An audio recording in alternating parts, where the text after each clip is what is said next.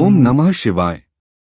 स्वागत है आपका श्री शिव महापुराण कथा पॉडकास्ट श्रृंखला में। इस पवित्र श्रवण यात्रा के माध्यम से हम हर सप्ताह शिव महापुराण के एक अध्याय की कथा और उसके आध्यात्मिक रहस्यों को समझेंगे, आरंभ से लेकर समापन तक। आज हम श्री शिव महापुराण के महात्म्य भाग के दूसरे अध्याय में हम सुनेंगे शिवपुराण श्रवण से देवराज की मुक्ति की अद्भुत कथा। एक ऐसे पतित ब्राह्मण की कथा जिसने अपने जीवन में अनेकों पाप किए, परंतु शिवपुराण की कथा श्रवण के प्रभाव से उसे शिवलोक की मुक्ति प्राप्त हुई। तो आइए मन, वचन और कर्म से स्वयं को पवित्र करते हुए इस कथा में प्रवेश करें। हर हर महादेव।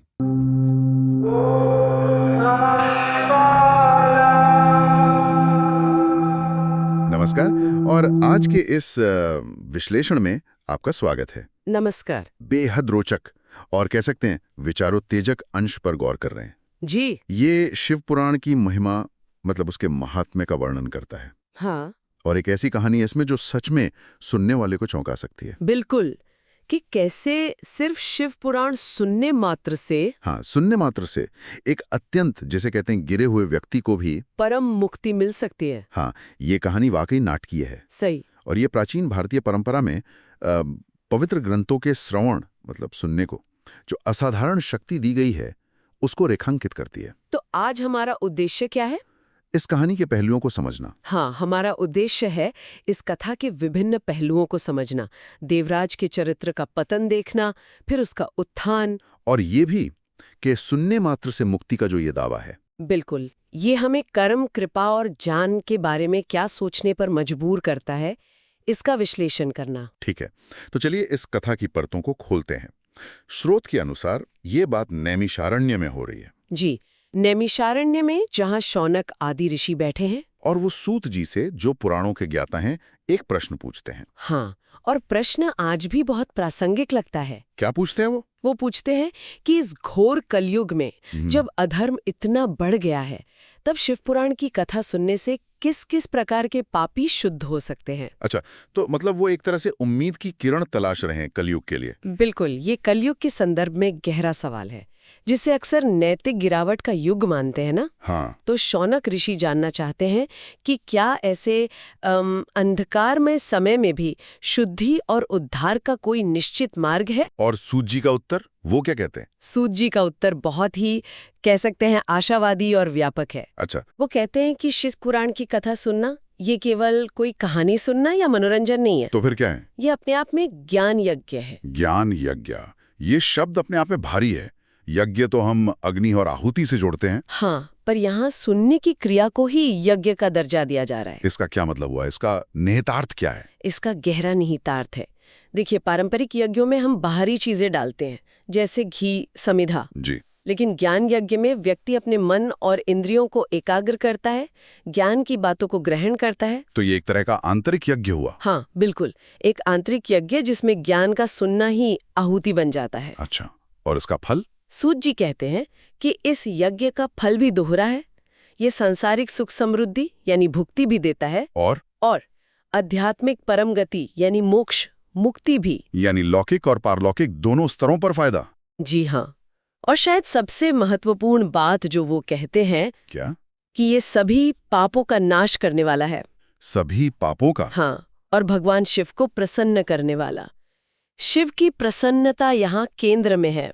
निश्चित रूप से शिव की प्रसन्नता ही तो परम लक्ष्य माना जाता है। बिल्कुल, लेकिन फिर सूत जी वापस शौनक ऋषि के मूल प्रश्न पर आते हैं कि कौन कौन से पापी शुद्ध हो सकते हैं। हाँ, और यहाँ जो सूची दी गई है वो तो मतलब स्तब्ध करने वाली है। क्यों? ऐसी कौन सी लिस्ट है? ऐसा लगता है कि पाप का शायद ही कोई प्रकार हो जिसे इसमें शामिल न किया गया हो। अच्छा। जैसे देखिए, इसमें सामान्य पापी हैं, दुराचारी हैं, दुष्ट प्रकृति के लोग जिन्हें खल कहा गया है, काम, क्रोध, लोभ जैसी वासनाओं में डूबे रहने वाले लोग। ये तो आमतौर पे सुने जाते हैं। और आगे सुनिए, अत्यंत लालची मतलब तृष्णाकुला, सत्य का पालन ना करने वाले यानी झूठे, सत्यहीना। ठीक है। दाम्भिका, दूसरों को पीड़ा पहुंचाने वाले, हिंसक, हिंसका। ये तो सूची तो लंबी होती जा रही है। हाँ, अभी खत्म नहीं हुई।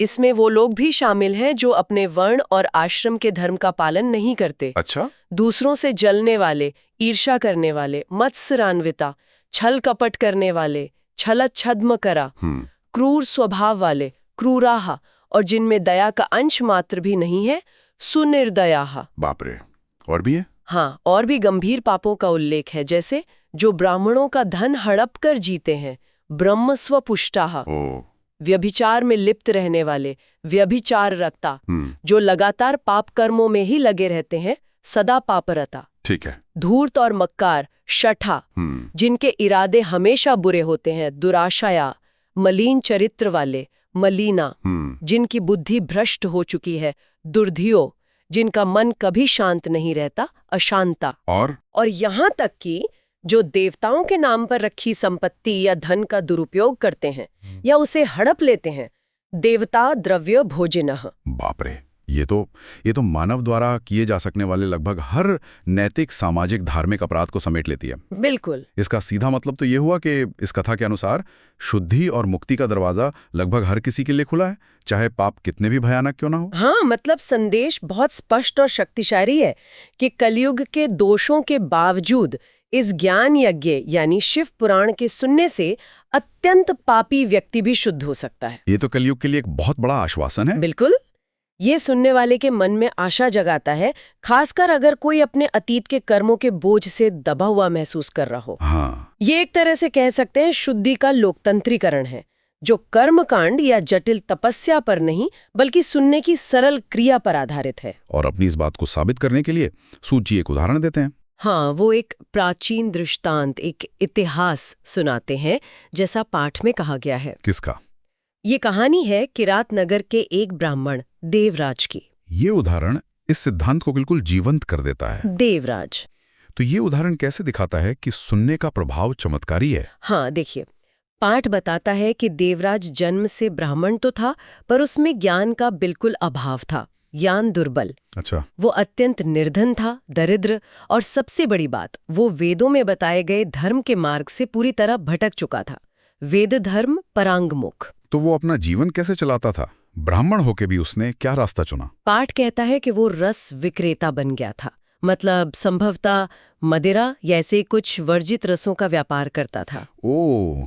और उसने वैश्य वृत्ति अपना ली थी, यानी व्यापार और लेन देन के कामों में लग गया था, जो उस समय की व्यवस्था के हिसाब से ब्राह्मण के लिए ठीक नहीं माने जाते थे। जी हाँ, ये उसके पतन का पहला कदम था। वो स्नान संध्या जैसे नित्य कर्म भी नहीं करता था, जो ब्राह्मणों के लिए जरूरी माने जाते थे। और उसका पतन यही नहीं रुका, है ना? नहीं, बिल्कुल नहीं। पाठ बताता है कि वो लोगों को ठगता था, खासकर उन लोगों को जो उस पर विश्वास करते थे, विश्वस्त जन वंचक। और ये बात तो चौंकाने वाली है कि उसने अनेक ब्राह्मणों, क्षत्रियों, वैश्यों, शूद्रों और दूसरों को भी, हाँ, अलग अलग बहानों से मारकर उनका धन हड़प लिया। ये तो सिर्फ ठगी नहीं, ये तो हत्या और लूट है। बिल्कुल। ये उसके चरित्र की क्रूरता और लोभ को दिखाता है। उसने इस अधर्म के रास्ते से बहुत पैसा कमाया, लेकिन धर्म के किसी काम में, दान पुण्य में एक कौड़ी भी खर्च नहीं की। सारा धन बस अपने भोग विलास के लिए।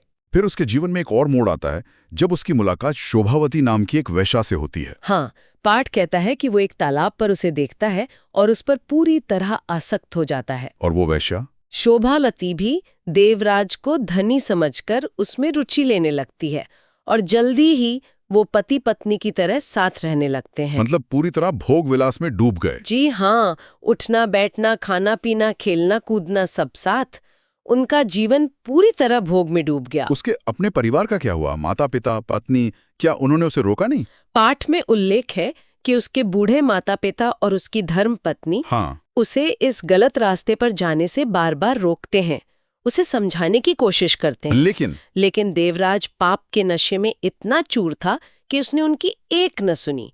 उसका विवेक मतलब पूरी तरह खत्म हो चुका था। फिर उसने वो भयानक काम किया जिसकी कल्पना भी मुश्किल है। हाँ, पाठ स्पष्ट कहता है कि एक रात उसने ईर्ष्या के वश में होकर ईर्ष्यावशात क्या किया? सोते हुए अपनी माँ, अपने पिता और अपनी पत्नी तीनों की हत्या कर दी। मातृपितृवधू हंता। हे भगवान, तीनों की हत्या अपने लिहातों से। जी, ये पराकाष्ठा है। माता पिता और पत्नी की हत्या, ये सिर्फ पाप नहीं, ये महापाप है।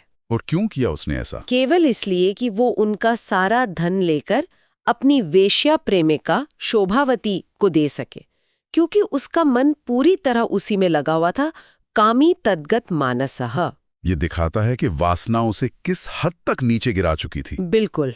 इसके बाद तो उसका पतन और भी गहरा हुआ होगा। निश्चित रूप से वो अभक्ष्य चीजें खाने लगा, अभक्ष्य भक्षक। हाँ। मतलब वो चीजें जो शास्त्र वर्जित मानते हैं। अच्छा। वो मदिरा पीने लगा, मद्यपः।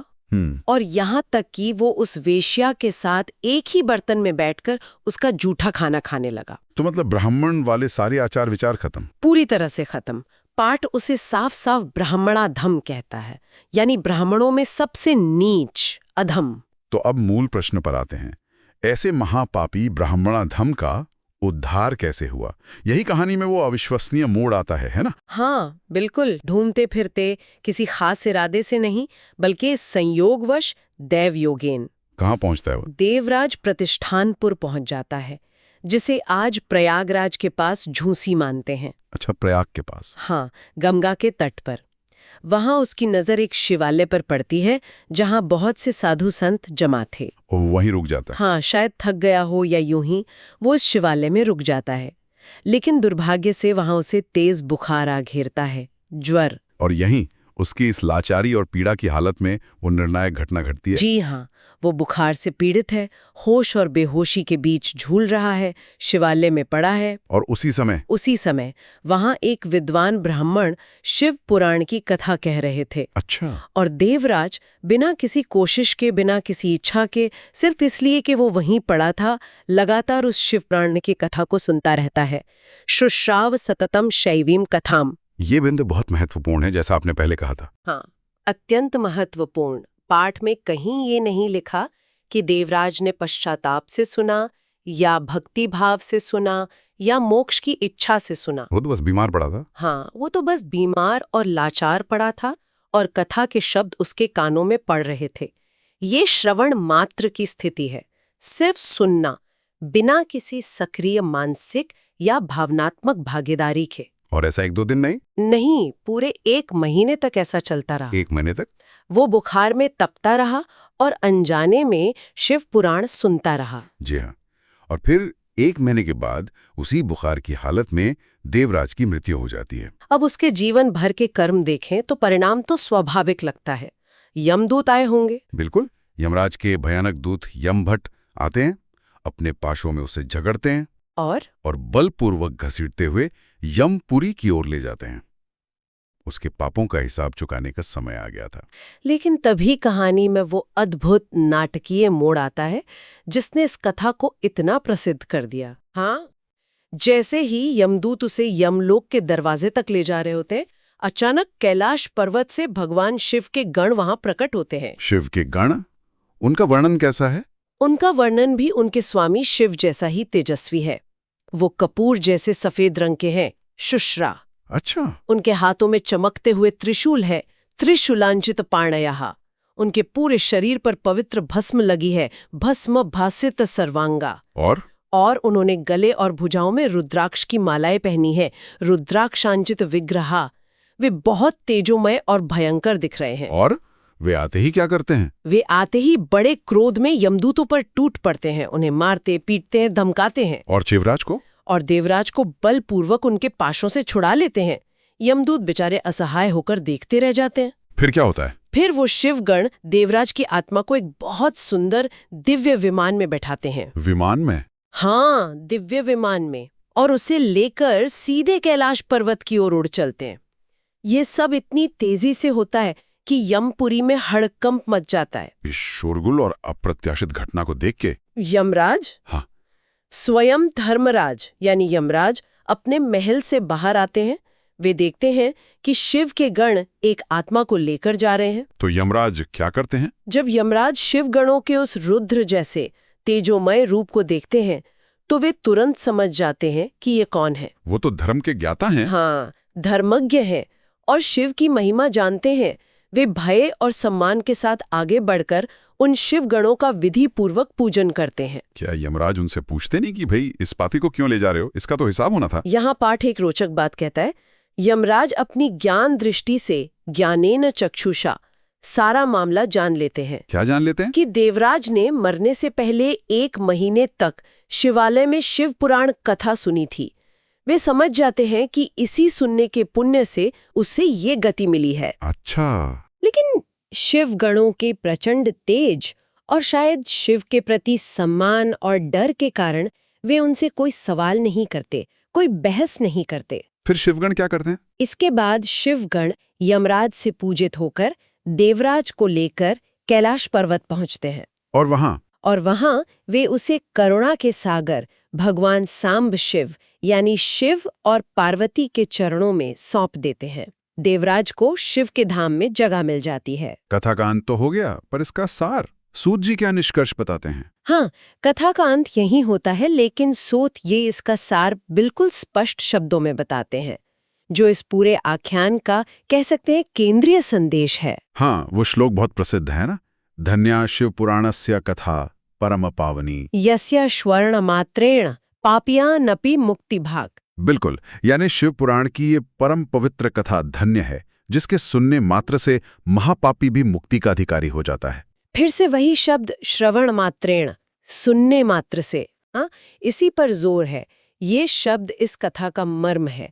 ये स्थापित करता है कि शिव पुराण की कथा में इतनी अंदरूनी शक्ति है कि वो सुनने वाले के इरादे, उसकी मानसिक स्थिति या उसके पिछले कर्मों की भयावहता की परवाह किए बिना भी अपना शुद्ध करने वाला प्रभाव डाल सकती है। और देवराज का उदाहरण इसी बात को चरम रूप में दिखाता है। एकदम। जरा सोचिए फिर से, देवराज के पापों की लिस्ट अनगिनत, ठगी, हत्याएं, फिर अपने ही माँ बाप और पत्नी की क्रूर हत्या, वेश्यागमन, शराब पीना, धर्म से पूरी तरह मुंह मोड़ लेना। ऐसे कर्मों का बोझ लेकर मरने वाले व्यक्ति को सिर्फ अनजाने में कथा सुनने के कारण, हाँ, अनजाने में, यमलोक के कष्टों से बचकर सीधे भगवान शिव के परम धाम पहुंचकर तत्काल मुक्ति मिल गई। मुक्तो भवत क्षणात्। हाँ, ये सामान्य कर्मफल सिद्धांत से तो बिल्कुल अलग तस्वीर है। निश्चित रूप से।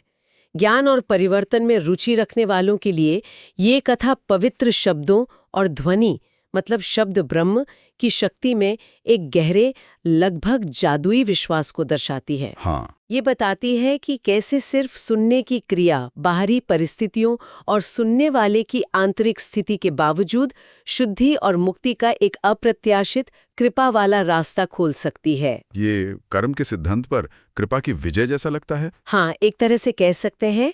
पाठ में ये भी कहा गया है कि भगवान सदाशिव का जो धाम है, सदाशिव महास्थानम, वो सभी लोकों में सबसे श्रेष्ठ है। अच्छा, तो देवराज जैसे महापापी का भी अनायास वहां पहुंच जाना उस धाम की परम महिमा को भी दिखाता है। और साथ ही उस तक पहुंचाने वाली शिव पुराण कथा की अमोघ शक्ति दोनों को प्रमाणित करता है। बिल्कुल, ये चरम उदाहरण एक ब्राह्मणाधम का परम धाम पहुंचना शायद इसीलिए चुना गया है ताकि शिव पुराण सुनने की महिमा को निर्विवाद रूप से स्थापित किया जा सके। हाँ, लगता तो यही है। संदेश ये है कि यदि देवराज मुक्त हो सकता है तो कोई भी हो सकता है। ये इसका अंदरूनी संदेश है। तो हमने देखा कि स्कंद पुराण का ये अंश कितने प्रभावशाली ढंग से शिव पुराण सुनने की मुक्तिदायक शक्ति पर जोर देता है। इसके लिए देवराज जैसे चरित्र का उपयोग करता है जिसके कर्म किसी भी सामान्य नैतिक पैमाने पर तो अक्षम्य और घृणित लगेंगे। हाँ, ये कहानी हमें वाकई सोचने पर मजबूर करती है। हाँ, ये कथा पाप, पुण्य, कर्मफल, प्रायश्चित और सबसे बढ़कर पवित्र वाणी में जो शक्ति मानी जाती है उस पर एक बहुत गहरा और कुछ हद तक चुनौतीपूर्ण नजरिया पेश करती है। इस सुनने को सिर्फ ज्ञान पाने का साधन नहीं, बल्कि स्वयं में एक शक्तिशाली आध्यात्मिक क्रिया के रूप में स्थापित करती है। यहाँ अंत में एक विचारणीय प्रश्न मन में उठता है, शायद हमारे श्रोता इस पर विचार करना चाहें। क्या प्रश्न है? कहानी पूरी तरह से अनजाने में, निष्क्रिय रूप से, बीमारी की हालत में केवल सुनने मात्र से श्रवण मात्रेण मुक्ति मिलने पर जोर देती है। हाँ, ये तो है। देवराज ने न तो सक्रिय रूप से सुनने का चुनाव किया, न उसे पश्चाताप या भक्ति दिखाने का मौका मिला। सही बात है। तो ये हमें क्या सोचने पर मजबूर करता है? क्या ईश्वरीय कृपा या मुक्ति इतनी अप्रत्याशित और कर्मों से निरपेक्ष हो सकती है? या फिर क्या पवित्र ध्वनि जैसे शिव पुराण के शब्द, उनमें स्वयं ही ऐसी वस्तुनिष्ठ शक्ति मानी गई है जो सुनने वाले के उस क्षण के इरादे, योग्यता या मानसिक अवस्था से पूरी तरह स्वतंत्र होकर भी अपना असर डालती है? हाँ, बिल्कुल यही। ये वास्तव में एक गूढ़ प्रश्न है, ये हमें कर्म के अटूट नियम और कृपा के अप्रत्याशित हस्तक्षेप, इन दोनों के बीच के जटिल रिश्ते पर सोचने के लिए प्रेरित करता है। क्या भक्ति और ज्ञान के सक्रिय प्रयास जरूरी हैं, या कुछ पवित्र साधन ऐसे भी हैं जिनकी शक्ति अपने आप में ही है, निरपेक्ष है? ये कथा निश्चित रूप से दूसरे पक्ष की ओर झुकी हुई लगती है। कम से कम शिव पुराण के संदर्भ में तो यही लगता है। हाँ। ये उन अदृश्य शक्तियों और नियमों की प्रकृति के बारे में हमारी समझ को चुनौती देता है। इस पर चिंतन करना भी ज्ञान की यात्रा का ही एक हिस्सा है। यह थी कथा शिवपुराण श्रवण से देवराज की मुक्ति, जो हमें यह सिखाती है कि चाहे मनुष्य कितना भी पतित क्यों न हो, यदि वह शिव कथा का श्रवण करता है तो शिव कृपा से उसका उद्धार निश्चित है। अगली कड़ी में हम सुनेंगे महात्म्य खंड के 3 अध्याय की कथा, जहां शिव महापुराण के श्रवण की और भी गूढ़ महिमा प्रकट होती है। जुड़े रहिए हमारे साथ हर शुक्रवार श्री शिव महापुराण कथा पॉडकास्ट पर। श्रवणम शिवनाम मोक्षाय कल्याणम। ओम नमः शिवाय। ओम नमः शिवाय।